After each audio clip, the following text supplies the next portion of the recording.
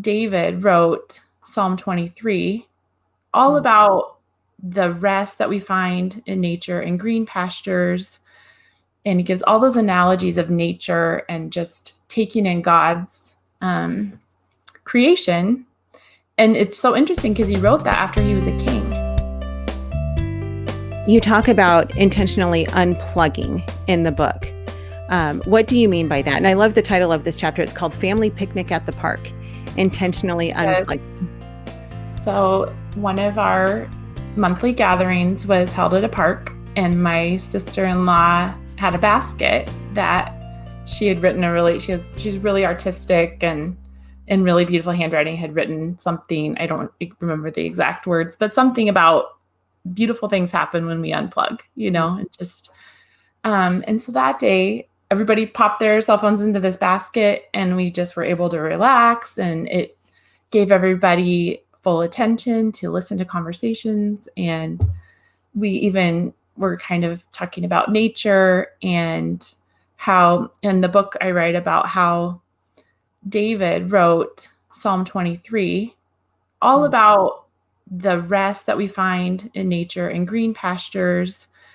And he gives all those analogies of nature and just taking in God's creation.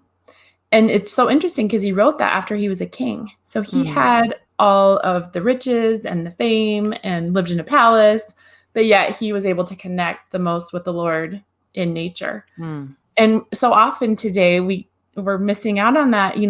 We take walks and we see people looking at their phone while they're walking, or they're always, we're plugged in 24 hours a day. And so something powerful can happen when we unplug and connect with the Lord outside.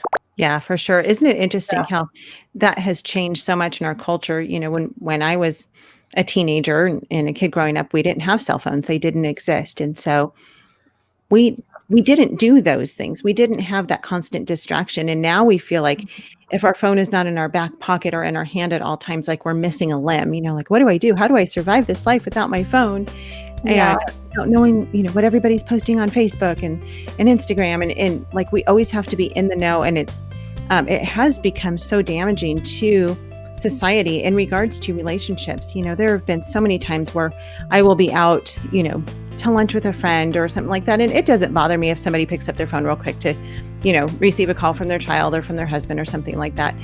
But when they're scrolling through Facebook and I'm like, I just want to have a conversation with you, it's so distracting, and it really does a disservice to the fellowship of friends, because you can't pay attention to your friend and at the same time pay attention to your device, whatever one you have in your hands. And so I love that idea of just put a basket, everybody put their phone in it.